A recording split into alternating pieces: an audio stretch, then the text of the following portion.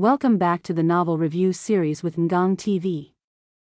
At breakfast, Dong Tu uses her acting skills to handle the public scrutiny.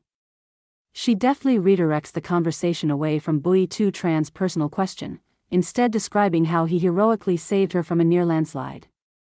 This tactic works, and the gossip shifts back to the political rivalry between the Ko and Quach families.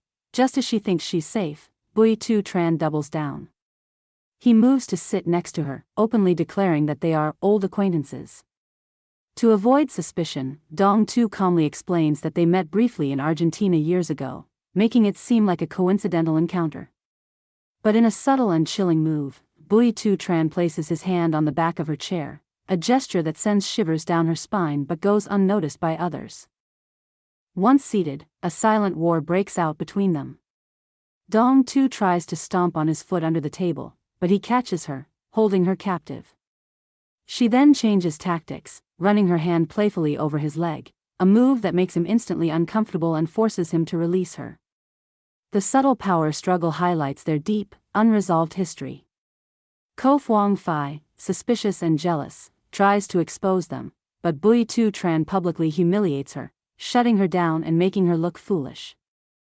That evening, Dong Tu joins Lo Man and the other ladies for a game of mahjong. Though she's a terrible player, she's there to build connections and help Madame Ko. Just as the game gets heated, Bui Tu Tran returns from his work.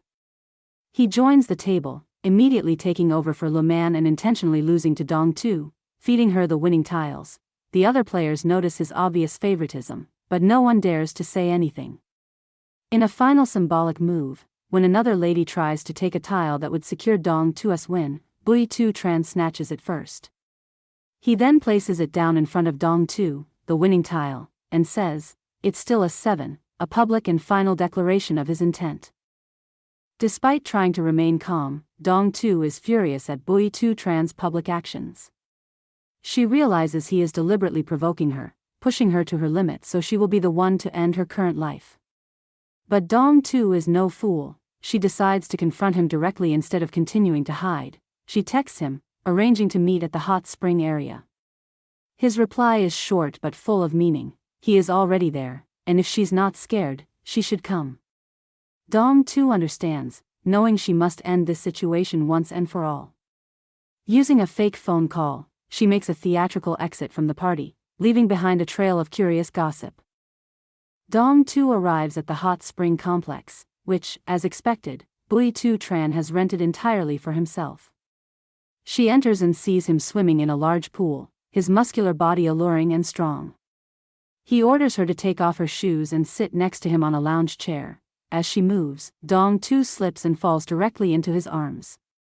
Bui Tu Tran holds her on his lap and smiles suggestively, asking if this is the sincerity she wanted. She notices he has been drinking whiskey, a rarity for a man who always maintains such strict self-control. Dong Tu tries to push him away, but he holds her tight, saying if he were truly drunk, his actions would be far more than this. Just as their struggle reaches a peak, Dong Tu's phone rings. The name Diem Sin, her husband, appears on the screen. Bui Tu Tran sees it, and a powerful wave of jealousy erupts within him. He tells her to answer and challenges her, either you answer it yourself, or Bui Tu Tran will. As they struggle over the phone, the screen accidentally lights up, and Ko Diem Sin's gentle voice comes through the speaker. "Hello, have you gone to sleep yet?" Dong Tu struggles to handle the phone call from her husband, Ko Diem Sin, as Bui Tu Tran holds her close, whispering provocations. She puts on a performance of sleepy indifference, but Bui Tu Tran sees right through it, finding amusement in her predicament. The reason for the call is revealed. Ko Diem Sin can't get in touch with his mistress, Dung Dung, and wants Dong Tu to use her connections as a star to find her. Dong Tu finds it routine, but Bui Tu Tran's jealousy explodes. He can't believe a man would be so disrespectful as to ask his wife to help with his affair. Dong Tu tries to downplay the situation as a normal, live and let live, arrangement, but Bui Tu Tran scoffs. He sees it as proof that Ko Diem Sin completely disregards her. Bui Tu Tran's rage builds. He can't fathom how a husband could be so unconcerned, unless their marriage was entirely transactional. He taunts Dong Tu, saying that she's a woman so independent she must have a lover of her own, which she scoffs at. Still, he is haunted by the thought of her with another man.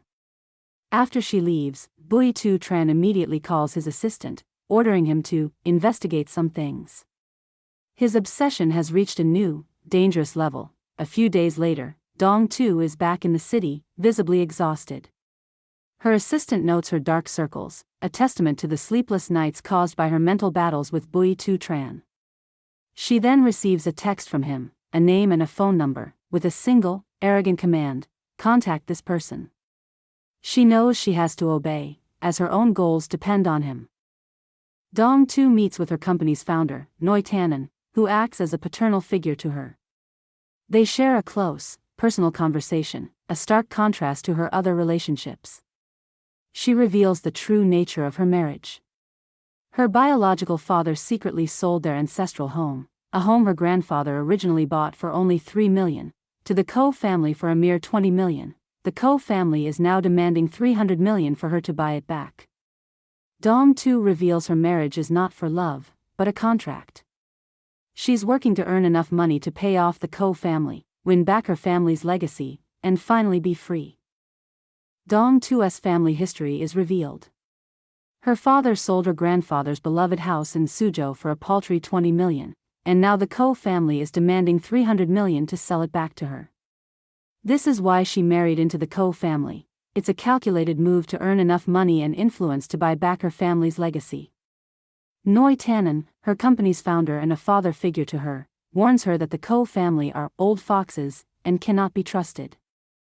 Dong Tu decides to attend the movie premiere of Sun Hai, where Ko Diem Sin's mistress, Bok Dung, has a supporting role.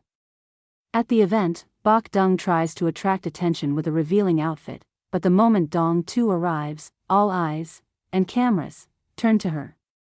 Her presence completely overshadows Bok Dung, who is left fuming in the background. Meanwhile, Bui Tu Tran also arrives at the premiere with his friend, Deep Kantrin.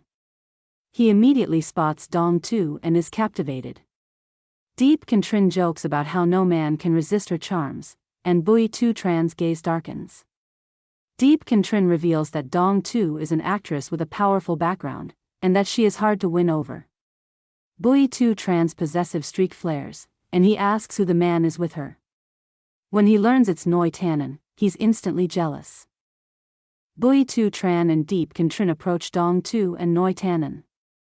The two men exchange pleasantries, but Bui Tu Tran's eyes are locked on Dong Tu. Noi Tannen is surprised by his presence, as Bui Tu Tran is a very private and influential figure. Dong Tu, however, calmly introduces them, and the three-way conversation is filled with unspoken tension.